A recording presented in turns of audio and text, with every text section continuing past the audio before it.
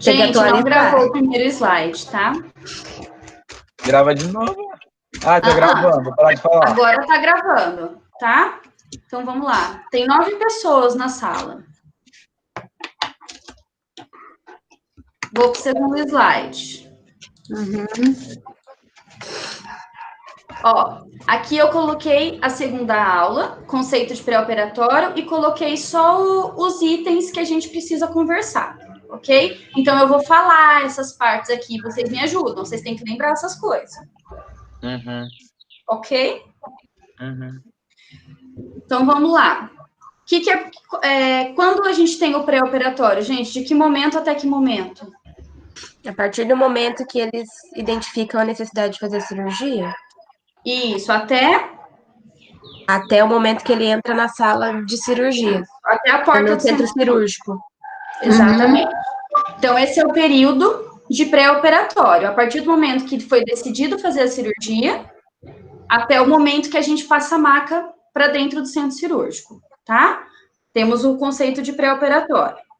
Aí a gente tem o pré-operatório imediato e o imediato. Qual que é a definição dos dois? Imediato e imediato. Não sei. Lembra? Desculpa, fala de novo. A gente vai ter a classificação. E aí a gente tem o pré-operatório imediato e o mediato. Qual que é a diferença dos dois? O imediato não é o que você vai preparando primeiro o paciente? Isso. Tipo, você vai fazendo, colocando ele em jejum, colocando ele... Isso. Na verdade, imediato, gente, é aquele período que faz os exames de imagem, os exames de sangue, né? Bioquímicos, toda aquela preparação antes. O imediato é aquele momento antes da cirurgia. É aquele momento onde a gente verifica jejum, coloca a camisola, faz o banho, pede para o paciente ao banheiro e encaminha ele para o centro cirúrgico, tá? Então, o imediato, ele é poucos instantes antes da cirurgia, tá? O momento de preparação final, quando a gente dá um remedinho para ele. Poucos instantes? Um pouco antes. Eu não lembro como é que tá nos slides de vocês, mas é isso, é um pouco antes da cirurgia, tá?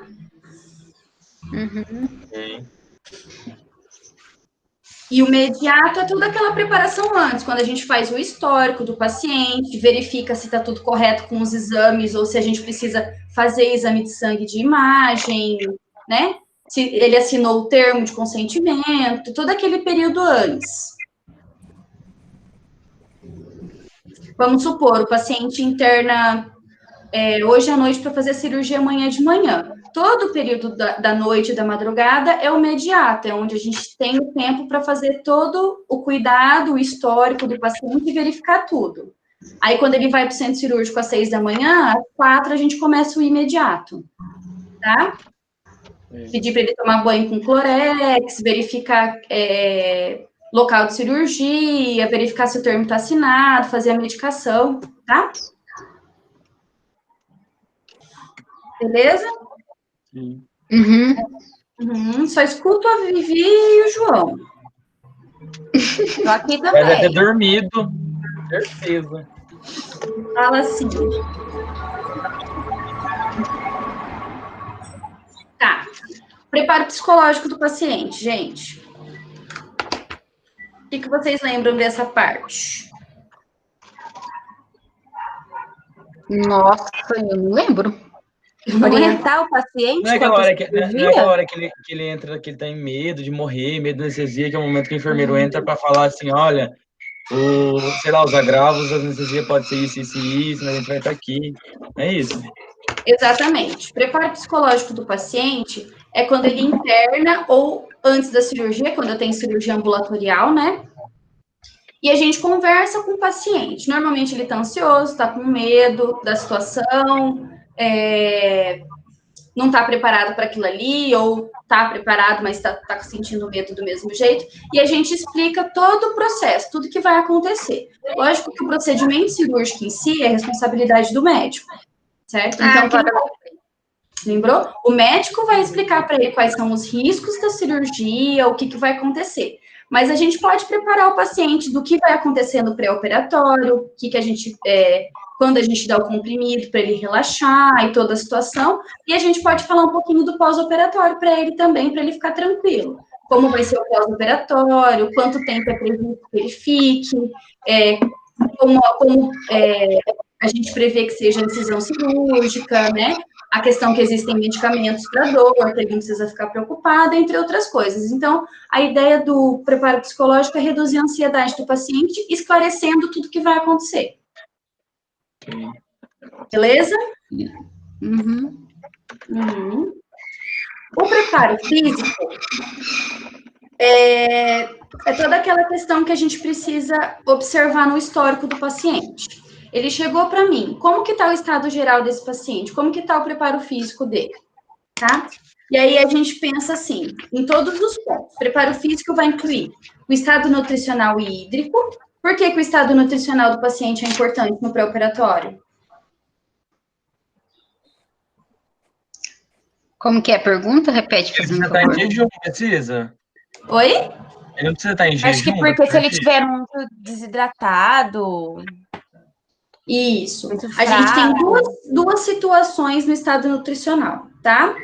Ele pode estar desidratado e desnutrido, e isso vai interferir na volemia dele durante a cirurgia, porque existe uma perda de líquido durante a cirurgia, tá? E aí ele pode ter um descontrole de eletrólitos também, porque quando a gente está desidratado, a gente tem descontrole de eletrólitos, isso pode interferir na questão do organismo dele, do metabolismo durante a cirurgia. Esse é um lado, tá? A gente vai ter uma dificuldade de melhora do paciente no pós-operatório, uma dificuldade no... Acho que na cirurgia. No tratamento dele, e assim, uma dificuldade de evitar complicação, porque o metabolismo dele está alterado, né? Eu não tenho as vitaminas suficientes, eu não tenho eletrólito suficiente, eu não tenho proteína suficiente, a proteína é importante na cicatrização, por exemplo, tá? E eu tenho o outro lado da moeda. Eu tenho problemas com o meu paciente que é muito obeso. Ele precisa avaliar o estado nutricional, e mais para frente a gente vai ver, aqui nos slides, que um dos fatores de risco para a cirurgia é a obesidade, porque a camada de gordura, ela traz uma porcentagem maior de infecções, tá? De infecção no sítio cirúrgico, de infecção generalizada. Então, eu tenho os dois lados da moeda na questão do estado nutricional e hídrico. O paciente desnutrido e desidratado e o meu paciente obeso, por esses dois motivos. Beleza? Ok. O segundo ponto do preparo físico é o estado respiratório. Por que o estado respiratório é importante? Estado respiratório? Os medicamentos que ele vai tomar vai baixar o sistema respiratório dele. Ele vai ter dificuldade, não vai? Ah, não. A anestesia na cirurgia, ela faz o quê? Rebaixamento respiratório. Qualquer tipo de anestésico, ele já faz por si um rebaixamento respiratório. Então, eu preciso que o sistema respiratório esteja ótimo, né? Tanto que a gente vê no hospital, quem trabalha no hospital, que quando o paciente tem uma gripezinha ou tá com uma febre baixa, já cancela a cirurgia. Por quê? Eu preciso que o sistema respiratório esteja funcionando maravilhosamente bem. Quando eu tenho um paciente com doença respiratória, uma comorbidade, por exemplo, um paciente que tem asma que vai fazer uma cirurgia de redução de estômago, um paciente que tem DPOC e vai fazer uma retirada de vesícula, tá? Normalmente, o pneumologista vai avaliar esse paciente e vai colocar na balança o risco-benefício. Vale a pena ele fazer essa cirurgia? Ou pelo sistema respiratório dele não vale a pena arriscar porque vai comprometer? E aí faz-se ou não faz a cirurgia. Paciente fumante, a gente vai falar já já. Aí vai alterar o respiratório também. Próximo item estado cardíaco, cardiovascular. Por quê, gente? Óbvio, né? Parada? Cardiovascular, porque o coração precisa estar batendo. Se eu tenho alguma comorbidade ou se eu tenho alguma disfunção no coração, o risco do meu paciente parar na mesa é grande. Então, também vai ser colocado na balança se vale a pena ou não fazer a cirurgia nesse paciente. O ideal é que ele esteja, até por isso a gente faz todos aqueles exames pré-cirúrgicos, né? Precisa ir no cardio, precisa fazer o ECG, porque se não tiver em boas condições, a gente reavalia a questão cirúrgica.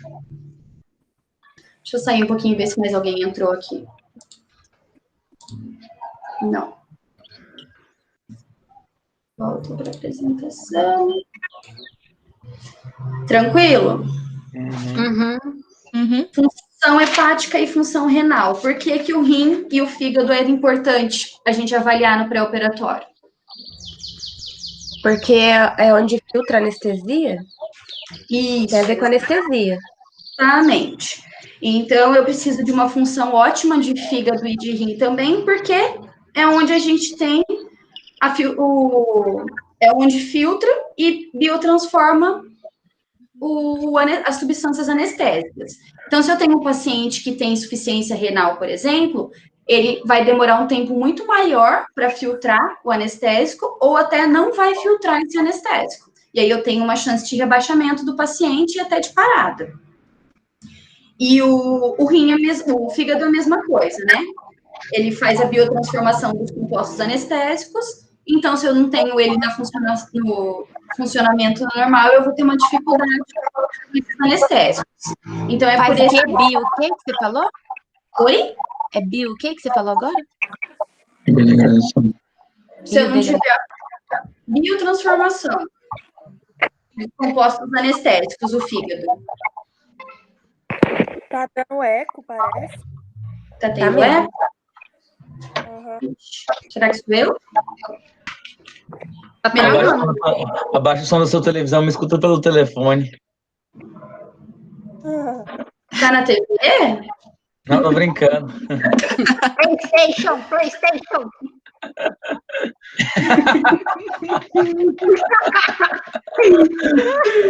Pensei nisso também. Vai lá, gente. Próximo ponto, função endócrina. O que é tão importante da função endócrina? Faz hiperglicemia ou hipoglicemia? Isso, muito bem. Principal parte da função endócrina, a gente vai pensar em diabetes e em hiper e hipotireoidismo, ok? São as duas principais preocupações. Por quê? Por que meu paciente faz hipoglicemia no pré-operatório? Porque tá de jejum? Porque ele tá de jejum muito tempo e por conta dos anestésicos também.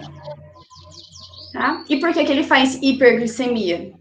Às vezes o paciente tá de jejum, ele chega na sala de cirurgia, a gente verifica o HGT dele, tá 250, 300. Por quê? Tá nervoso? Ansioso? Exatamente. O nervosismo faz subir a glicemia. Tá? O paciente que tem diabetes, ele precisa que a gente verifique o destro ou HGT, não sei como é que vocês chamam, com muita periodicidade. Então, a gente vai verificar antes de ir para o centro cirúrgico, vai verificar no centro cirúrgico, vai verificar assim que ele voltar do centro cirúrgico. Se ele tiver com a glicemia acima de 200, é recomendado até cancelar a cirurgia. Tá? E o que a diabetes pode complicar no pós-operatório? A diabetes. A diabetes. Deve ser curativo, é infecção cirúrgica lá, do sítio cirúrgico. Demora a cicatrização. Aumenta o tempo de cicatrização, então aumenta o risco de infecção, tá? Quem tem diabetes tem muita dificuldade na cicatrização. É com isso que a gente precisa se preocupar. E a questão dos distúrbios da tireoide, gente, são riscos de insuficiência respiratória. Não dá para escutar.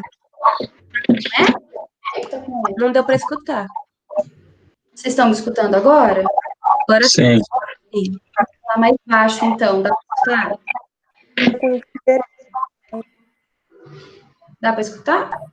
Dá. Agora dá. Tá, fala baixinho. É que eu me empolgo.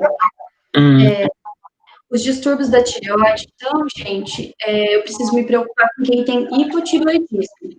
Quem tem hipotireoidismo vai ter vai conviver com uma bradicardia, tá? O coração já bate mais devagar. E aí, se o anestesia essa pessoa, Baixa mais ainda a...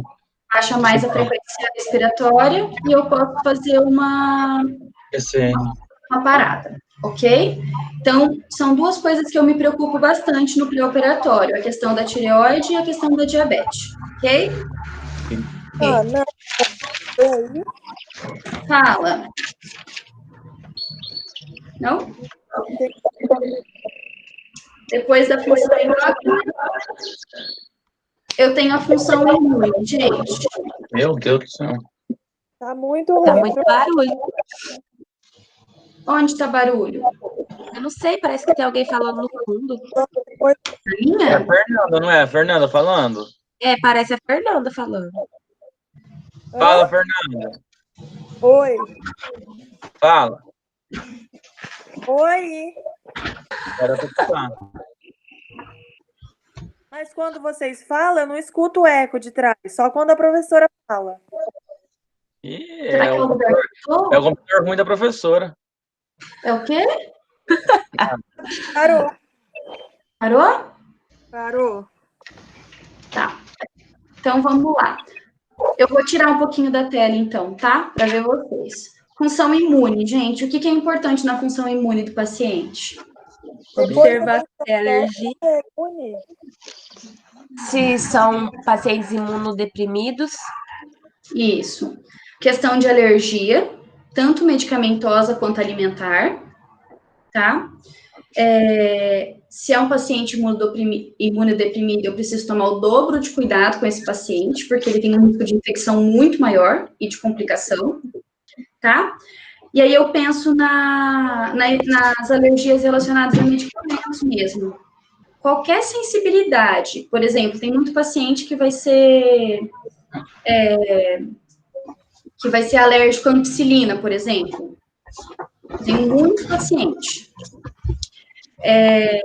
Então, eu preciso me preocupar em colocar essas informações no prontuário e grifar essas informações. Tem muito paciente que vai ser alérgico à dipirona. Qual é o primeiro medicamento que a gente pensa em fazer na dor? Ai, quem tem esse monte de cachorro? Cachorro aí, gente. Entende? Tá trabalhando dado aqui. O Sushi tá doido para entrar aqui na tela, para dar aula. E aí a gente vai perguntar para o paciente nesse histórico também, quando a gente pergunta se ele tem alergia, se ele tem algum diferencial imunodeprimido, o medicamento que ele toma. Se ele toma algum medicamento contínuo e que tipo de medicamento que ele toma. Aí a gente vai ver uma situação assim, você pergunta para o paciente, você é imunodeprimido? Ele não sabe o que é isso. Aí ele vai falar, não. Palavra feia, né? Não. Aí você pergunta, que tipo de medicação que o senhor toma? Aí ele fala, eu tomo corticoide faz 1 ano e meio. Ele é imunodeprimido? Ele é imunodeprimido, tá? O corticoide abaixa a defesa do organismo.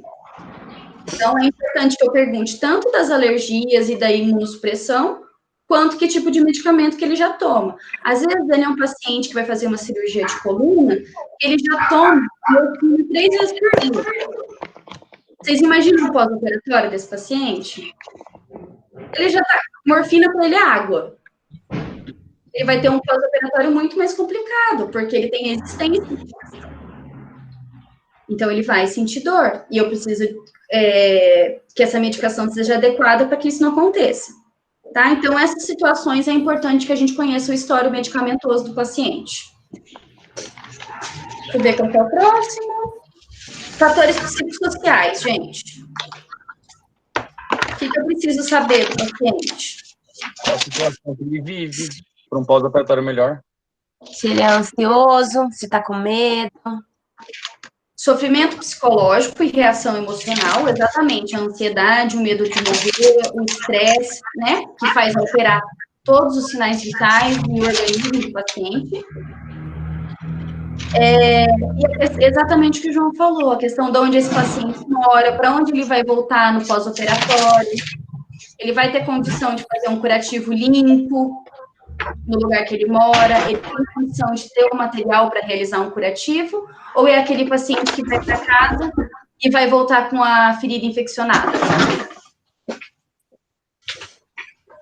É uma coisa que eu preciso pensar também. Esses fatores de condição do meu paciente, tanto psicológica como social. Ele é um senhorzinho de idade, vai ter alguém para fazer o curativo nele? Ou ele vai ter que ir no posto perto da casa dele, que é 2 quilômetros da casa dele? Tudo isso tem que ser pensado. Fazer, né? Exatamente. E a nossa função, antes do paciente ir embora, é a educação em saúde. Eu preciso educar e informar meu paciente. Nessa situação que ele não tem ninguém que faça, bem complicado. Então, eu preciso conhecer o social do meu paciente. Beleza? Outro ponto são as crenças espirituais e culturais. O que eu sempre falo para vocês de religião? Tem que respeitar. Que a gente não discute, que a gente respeita, né? Então, se ele tem que rezar naquele horário, ele vai rezar naquele horário. Se ele não pode comer tal coisa, ele não vai comer. E a gente vai respeitando todas as crenças e as culturas que o paciente tem, na medida do possível. Se ele quiser entrar no centro cirúrgico abraçado com galho de árvore, posso? Pode. Não. Não, acho que não, né, gente? Vai entrar um galho de árvore no centro cirúrgico? Nem um pequenininho? Só se você for no saquinho. Aí ele vai colocar no ponto da calça. Põe no saquinho e esteriliza. Aí, beleza. Tá? Mas eu não tenho algumas coisas que eu não posso permitir. A gente faz as coisas na medida do possível. Que nem na UTI. Ô, Alana, na tua UTI tem santinho nas incubadoras? Sim! Sim! Fica dentro de um saquinho, mas tem. Para ficar limpinho e o saquinho eu posso limpar, eu posso passar água, né? Então é mais ou menos isso. A gente respeita, mas dentro dos limites do hospital. É benzido, água benta. Exatamente. E aí a questão do paciente que fuma. Como que a gente faz com o paciente que fuma e bebe? Quando eu digo fuma, entendam qualquer tipo de droga.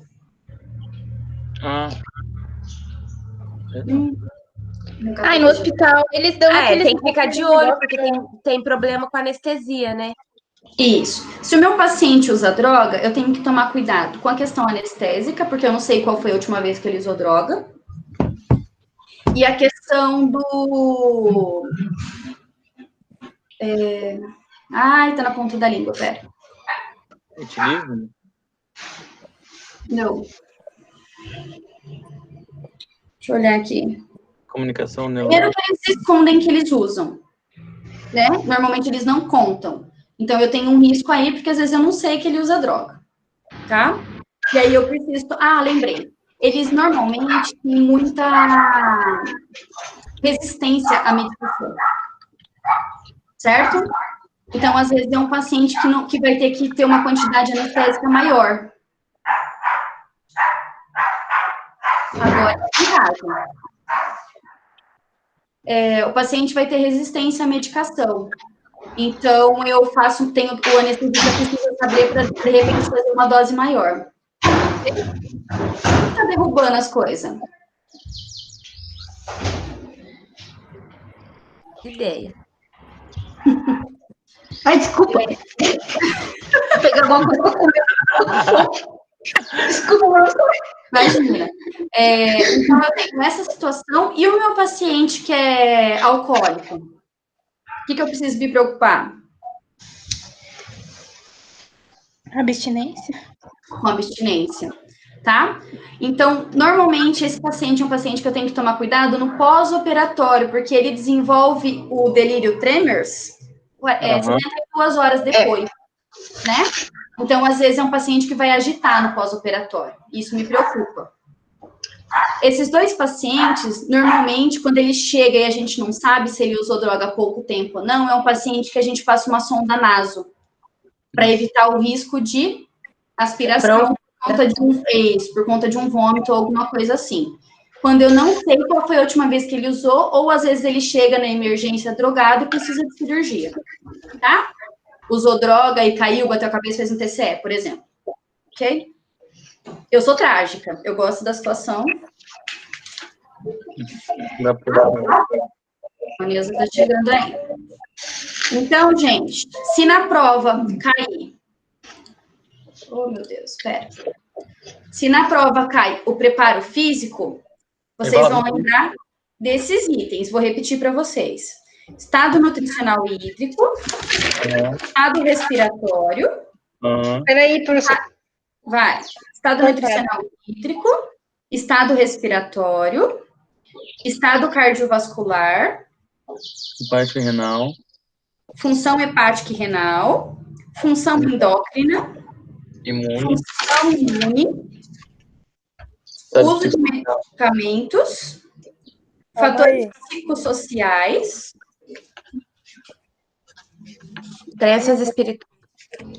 crenças espirituais e culturais, e álcool e droga. Jesus, amado, hein? Questão de prova, hein? Questão de prova. Se eu pedir 2, pode ser qualquer um desses, tá? Só 2, tá bonzinho. Não, às vezes eu pedi 8. Quantos tem? Ah, só cara. Tem 9. Tem 9. Renal hepático, fator psicossocial, crença o quê? Cultura. Religião. Crença espiritual e social. Isso. E crenças espirituais e cultura, gente. Ah, é cultura ali. E álcool e drogas. Beleza? Beleza. Vou dar aula assim toda semana pra gente acordar, ficar debaixo das colheres. Ah, não, eu gosto do contato com você. Igual ela não mais rolando, não, só durmo. Coração já. Quase uma hora. Gente, cirurgia de emergência. Por que a cirurgia de emergência é complicada? Porque o paciente não está em jejum, não sabe como o paciente está, os exames pré-operatório. Isso. Se eu deixar desse jeito, vocês visualizam o slide? Sim. Ou não? Ah, que bom. Então, vou ficar olhando vocês. Então, a emergência é complicada porque eu não tenho consentimento do paciente para cirurgia, certo? Eu não sei qual foi a última hora que meu paciente comeu, ou fumou, ou usou droga, ou tomou medicação. Eu não consigo fazer um histórico dele. Todo o exame que eu faço do meu paciente na emergência é um exame durante a reanimação, durante a intubação, ou a punção, ou tudo que está acontecendo naquela correria da emergência. Então, concordam comigo que é um histórico, um exame físico bem difícil de fazer? Sim. Eu não tenho cooperação do paciente e eu não tenho nada dele, informação nenhuma. E eu tô levando ele para o centro cirúrgico sem o consentimento dele. Lembra? Na aula a gente até comentou que às vezes é um paciente testemunho de Jeová, e aí a gente precisa fazer uma transfusão, mas ele está desacordado, e eu não sei que ele é testemunho de Jeová, e fica toda aquela situação. Então, assim, eu acho é muito complicado. Eu não sei o tipo sanguíneo, eu preciso fazer o exame rápido, eu não tenho nenhum exame cardíaco, nenhum exame de coagulação desse paciente. E se ele for hemofílico? Então, é tudo meio às cegas. Então, essa questão do pré-operatório de emergência é muito rápido e muito não palpável, é muito às cegas, tá? Isso que eu preciso que vocês lembrem. Já pegando o gancho da emergência, vocês lembram do consentimento assinado, né? Sim. Consentimento informado. Que é o documento que o paciente vai assinar, dizendo que ele tem todas as informações da cirurgia, todos os esclarecimentos e os riscos, beleza? Se ele for menor de idade, quem assina? Pai, o responsável. O responsável. E se for um paciente inconsciente que chegou na emergência? Inconsciente? O acompanhante. Não tem acompanhante, chegou sozinho. Aí o médico pode fazer o que ele achar melhor para salvar a vida do paciente. Isso. E aí o médico vai assinar um termo que chama medida salvadora, que vai garantir os direitos do médico e da equipe de enfermagem, justamente que eles fizeram o que foi necessário para salvar a vida do paciente. E enquanto o médico assina isso, lógico que o hospital está atrás de algum familiar o mais rápido possível. Mas aí o médico assina esse termo que chama medida salvadora.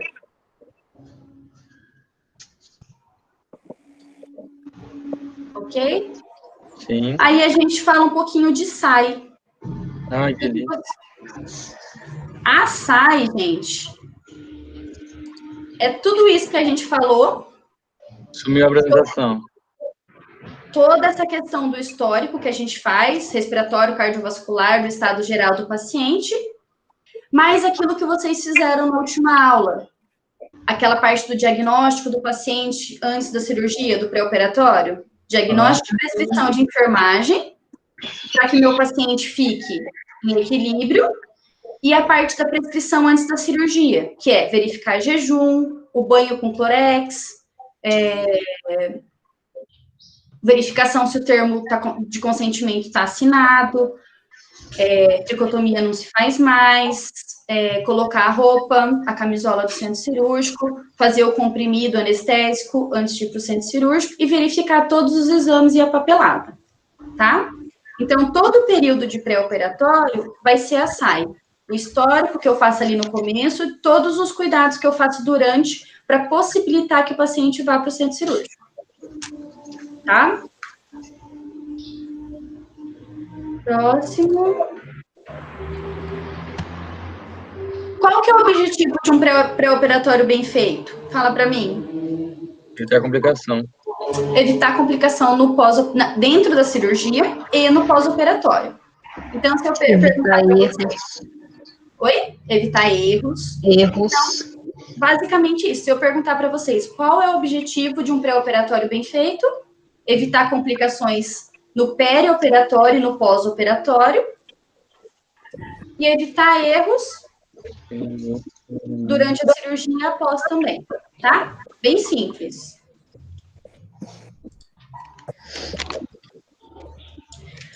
As adaptações, gente, eu quero ouvir de vocês. Que Seminário. Como que é a pergunta? Para criança, idoso. Vamos pensar o seguinte. Vamos pensar Não entendi, não escutei. Que tipo de adaptação eu tenho que ter num pré-operatório de uma criança? Fala para mim. No meu slide. O cuidado para ela não comer nada, para ela cuidar do... Ah, não sei. Porque criança, ela sempre vai comer alguma coisa antes da cirurgia e vai esconder. Então, a gente cuidar. Lógico, mas... A criança... Acho que criança você tem que abordar de uma forma diferente, né? Em tudo, todo o procedimento até chegar no centro cirúrgico. Porque uma criança não entende da mesma forma que um adulto entende. Então, o que você vai levar ela, a mãe vai acompanhar até a porta do centro cirúrgico. Isso. Esse tipo de coisa. A abordagem da criança é diferente porque ela não entende totalmente o que está acontecendo e ela tem medo. E o medo da criança vai reagir de uma forma diferente do medo de um adulto. O adulto a gente consegue controlar, a criança não. Tá? Tudo ali é muito novo.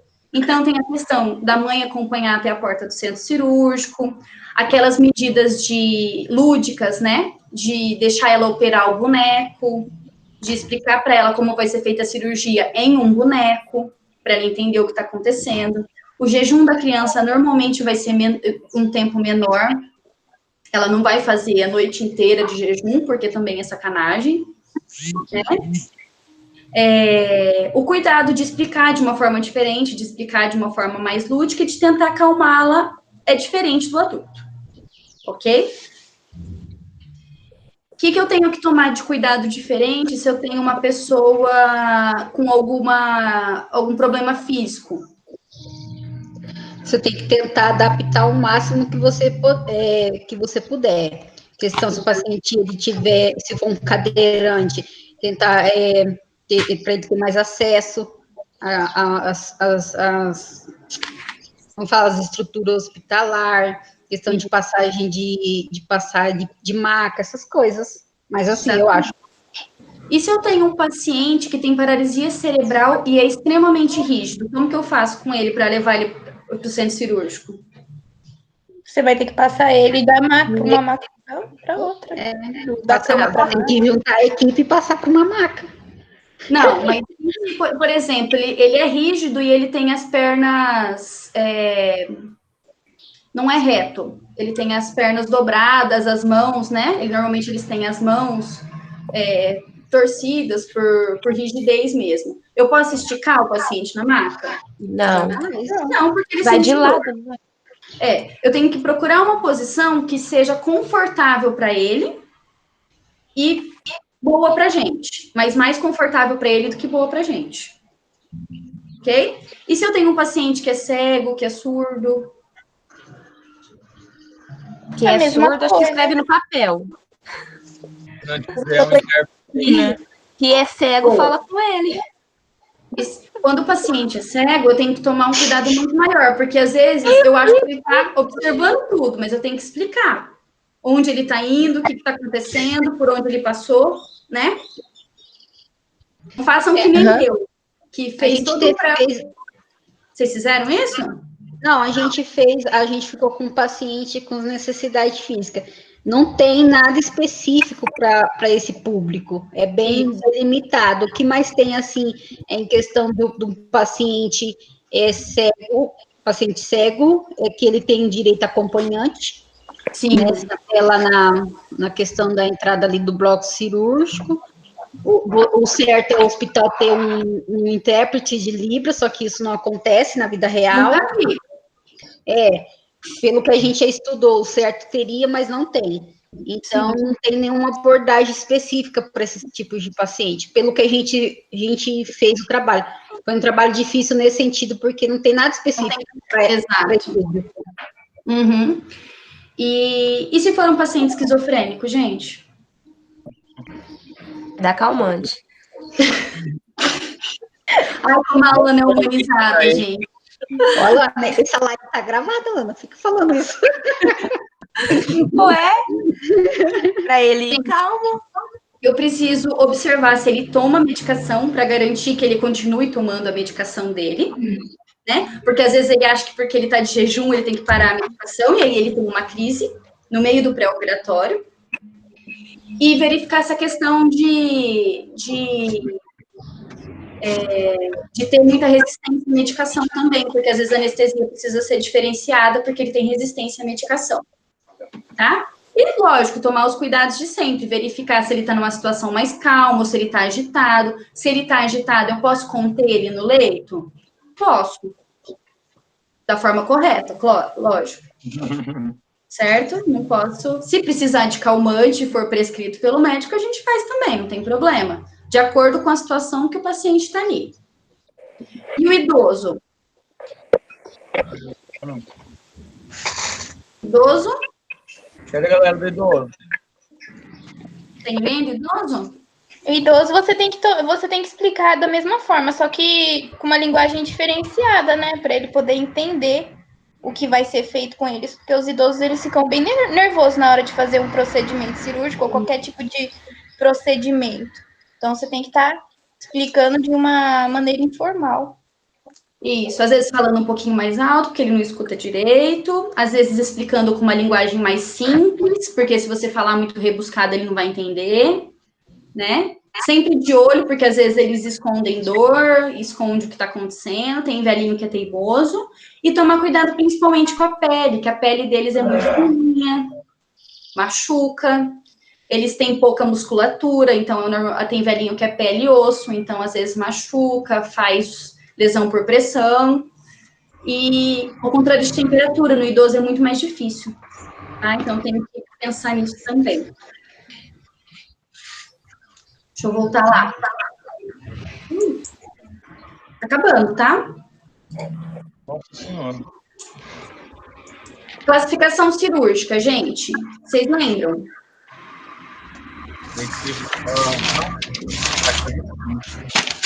Emergência é quando chega no tempo zero, não é? Emergência é cirurgia naquele momento, quando ele chega. Urgência é quando dá para esperar um tempo, mas não muito, porque também corre risco de morte. Isso. E a eletiva é quando você pode ir depois, é marcado daí. Isso. A eletiva eu posso fazer a qualquer tempo. A de urgência é um paciente que pode esperar um pouco, mas ele precisa ser monitorado. É, por exemplo, um paciente que vai fazer uma apendicectomia, porque eu tenho risco de supurar.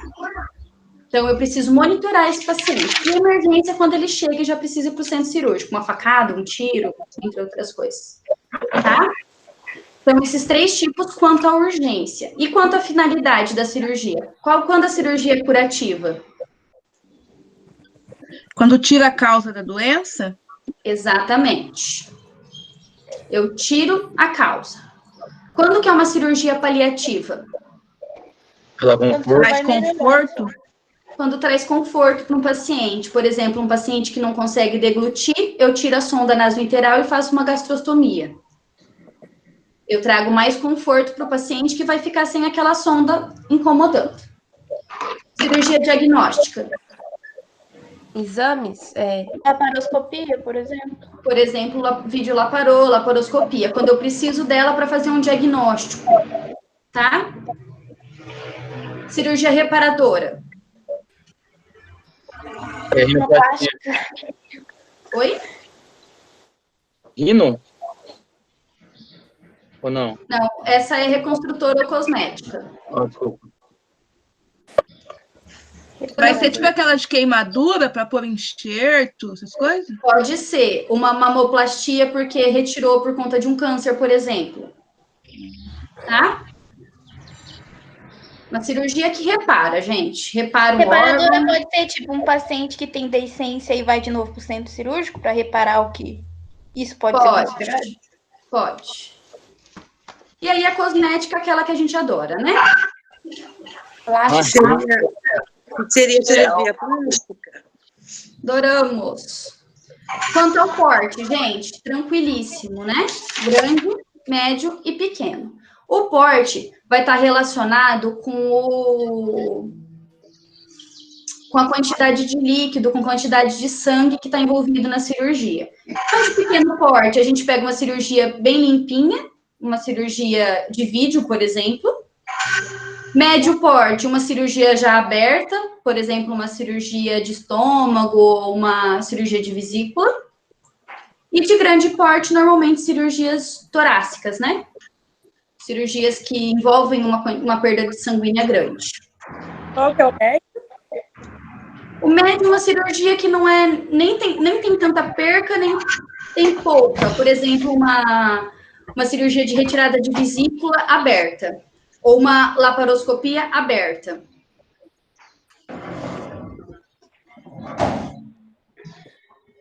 Cirurgias torácicas e vasculares normalmente são de grande porte, porque eu tenho uma perda sanguínea grande.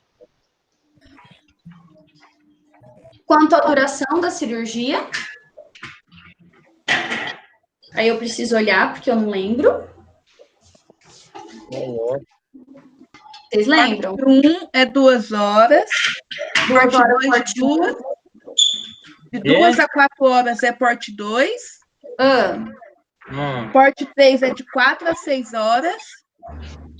E parte 4 é de 6 horas. Em diante. Ótimo. Notaram? Não. Então, anota. Ai, que legal, tô na matéria errada. Que bosta, velho. Falo. O 1 é 2 horas. O 2 é de 2 a 4 horas. O 3 é de 4 a 6 horas. E o 4 é de 6 horas em diante. Isso. Oi? Arrasou. E quanto à contaminação, tem anotado aí também, Jaque? Eu só tenho o nome da cirurgia, tipo limpa, mamoplastia. Alguém anotou? Limpa, potencialmente contaminada e infectada. Acho que a limpa é aquela que não tem infecção, tipo, não. Isso. Normalmente é cirurgia plástica. Isso. A potencialmente contaminada são aquelas cirurgias que têm um risco, por exemplo, de ter eu fico próximo a algum órgão que pode, algum órgão sujo, né, que pode contaminar, tipo o estômago, que tem o trato digestivo. Isso. Aí a contaminada é aquela tipo no intestino, por exemplo. A contaminada é quando tem um meio de colonização ali, que eu tenho uma contaminação. É infectada quando eu faço uma cirurgia dentro do intestino, ou dentro do estômago, ou cirurgia de retos. Tá? Gente, no slide que eu mandei para vocês na aula, tem explicando um por um. Tem. Eu posso abrir aqui para vocês, se vocês quiserem. Não, precisa não. Não? Depois a gente vê lá. Isso. Então tá bom. Próximo ponto. Fatores de risco e indicações cirúrgicas. Aqui, gente, eu vou dar uma passada. Quando eu faço uma avaliação do risco do paciente, eu tenho que verificar o estado clínico. O estado clínico do meu paciente vai depender daqueles 10 fatores que a gente falou anteriormente. Beleza? Estado nutricional, estado respiratório, estado cardiovascular, função hepática, todos aqueles pontos. Se todos eles estão em equilíbrio, eu tenho um estado clínico legal e menos fator de risco. Se algum daqueles pontos estão desequilibrados ou tem alguma comorbidade, eu tenho um fator de risco maior, concorda? Sim. Sim. Tá. Comorbidade é um fator de risco? Diabetes. Diabetes é um fator de risco. Pressão alta é um fator de risco. Obesidade é um fator de risco. Tabagismo é um fator de risco. Alguma coagulopatia é fator de risco. Certo? Sim. A idade pode ser considerada um fator de risco? Sim. Por quê? Muito idoso. Quanto mais idoso é o meu paciente, Mas maior o risco de complicação.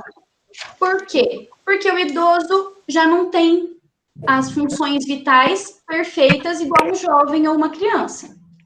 Então, mesmo que ele não tenha nenhuma doença cardíaca, o coração dele já é mais fraquinho. Mesmo que ele não tenha nenhuma doença pulmonar, o pulmão dele já não é o mesmo de 20 anos atrás. E assim por diante. Então, ele tem uma reserva menor. Então, ele me preocupa. Certo?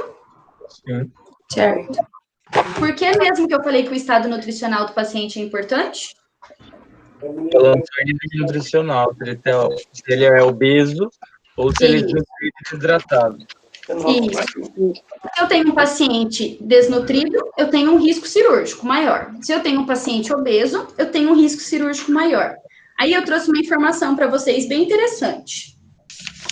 Gente, o índice de infecção pelo tamanho da camada de gordura, tá? E aí eu quero que vocês imaginem comigo.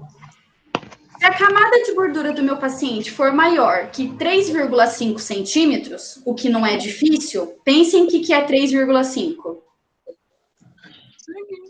Isso aqui? O risco de infecção na cirurgia é de 20%. Se a camada de gordura for menor que 3%, o índice de infecção vai cair para 6,8%. Conseguem observar a diferença? Menor a camada de gordura, menor é o risco de infecção. Exatamente. Então, eu tenho que me preocupar com o meu paciente obeso. Quanto mais obeso ele for, maior vai ser o risco desse paciente de ter uma infecção. Tá? Fora que o paciente obeso ele vai ter dificuldade para respirar, ele vai ser um paciente mais difícil de mobilizar. O paciente obeso é muito mais difícil de pôr na maca, de tirar da maca, de mudar de decúbito. Ok? E, por último, a classificação de ASA. Vocês já viram essa classificação? Não. Já. Então, vou mostrar para vocês. Espera. Boa noite. Vocês estão vendo o meu computador aí, né? Não. Não? Não. Só tá vendo o slide. Ai, que bom. Aí, Alana, vamos deitar pra dormir, hein? Mas eu tenho um negócio dessa classificação de asa aí, que a Mônica passou. Passou? Então vocês sabem. Passou. Vocês conseguem? Estão vendo? Não. Não. Não. Vou ver o slide só. Então eu vou ler para vocês, tá? O asa 1 é a pessoa normal, saudável, sem distúrbio fisiológico, bioquímico ou psiquiátrico. Então eu tenho um risco minúsculo. Tenho risco porque com a cirurgia tem, mas pequeno. O asa 2 é quando eu tenho uma doença sistêmica leve. Sem comprometimento das atividades normal, tá? Eu tenho uma doença, mas ela não afeta a cirurgia ou anestesia.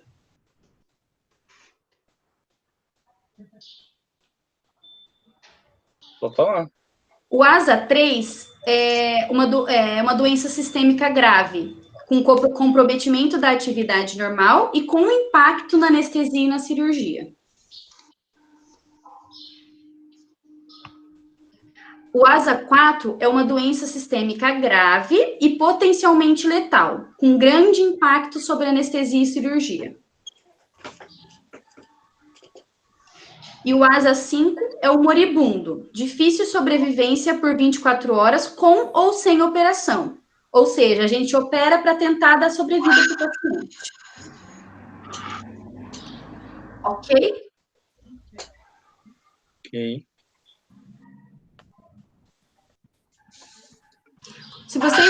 Quando vocês jogam no Google classificação ASA, ASA, vai aparecer. É uma classificação internacional. Volta aqui, Fernanda. Eu achei um quadrinho. Isso, tem quadrinho. É um quadro de classificação internacional. É bem tranquilo. Por último, cuidados de enfermagem no período pré-operatório, tá? Foi o que a gente falou, daqueles cuidados individuais, com pessoa com deficiência física, criança, pessoa com transtorno psicológico e idosos, tá? Então, essa parte eu pulo. E aí, eu queria ouvir um pouquinho de vocês sobre aquele estudo de caso que a gente fez e não deu tempo de corrigir. Professora, volta o slide anterior, só um pouquinho. Esse? O outro. Esse? Isso, pronto, pode passar. Professora, você falou do asa até o 4 só? Não, Sim. até o 5. E tem os 6 aqui. Deixa eu ver, pera. Paciente Até com o morte 5. Qual é o 6? Paciente com morte cerebral declarado, da qual órgãos serão removidos para doação. Então, pode ser que tenha sido atualizado. Pode anotar esse também. Pode ser que ele tenha sido atualizado.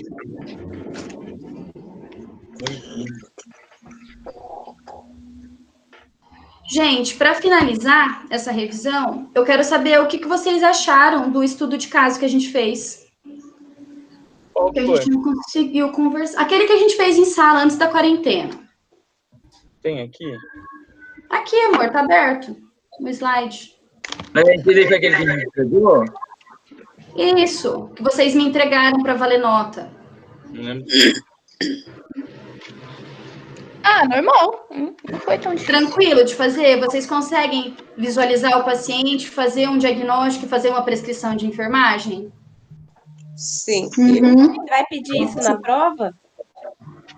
Não. Lembram que eu tinha dito para vocês que eu ia dar um... Alana, você tá deitada? Tá dormindo.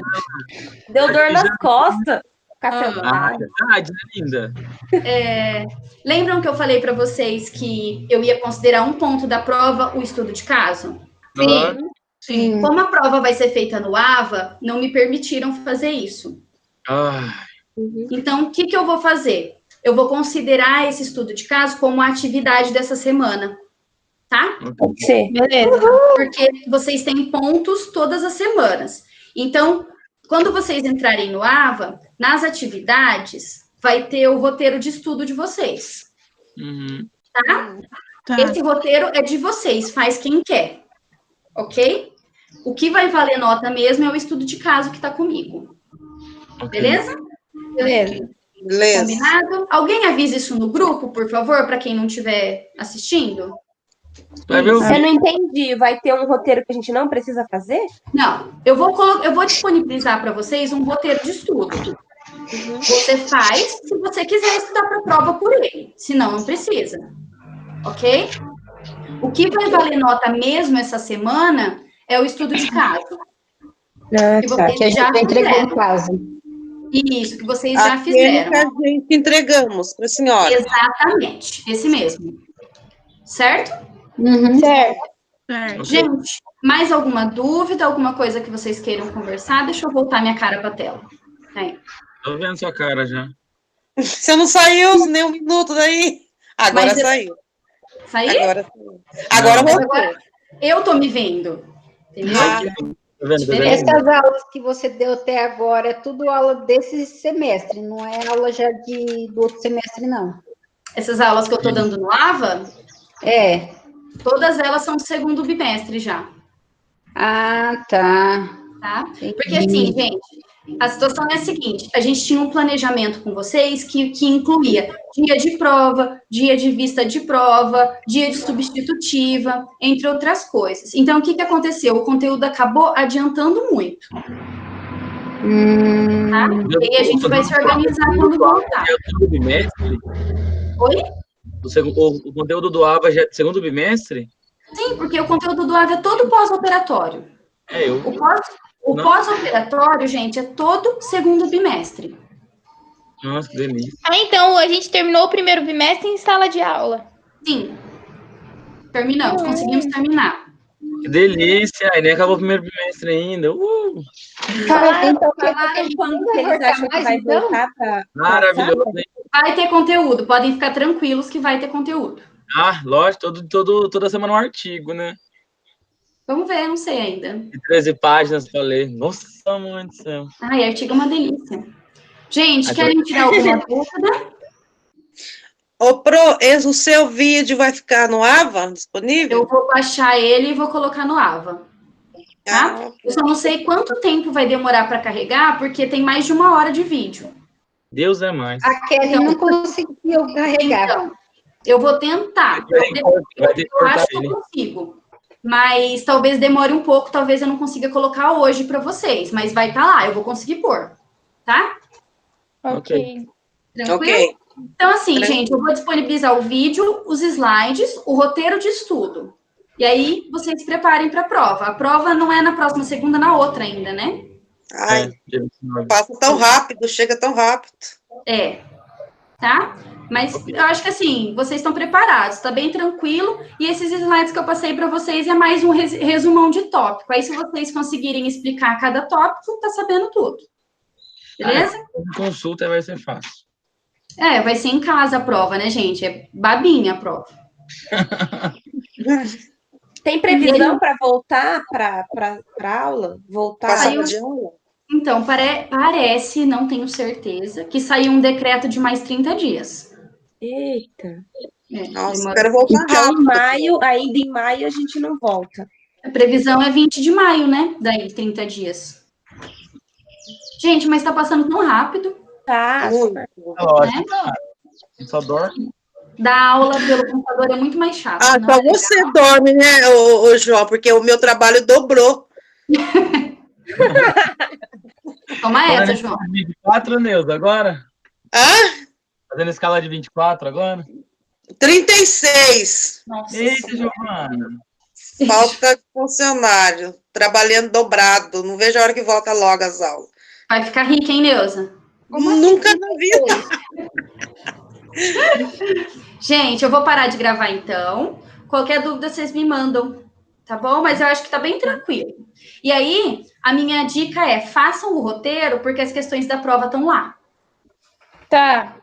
tá bom? Vamos Mesmo não olhar. valendo nota, se vocês fizerem o roteiro, na hora de fazer a prova é mais tranquilo.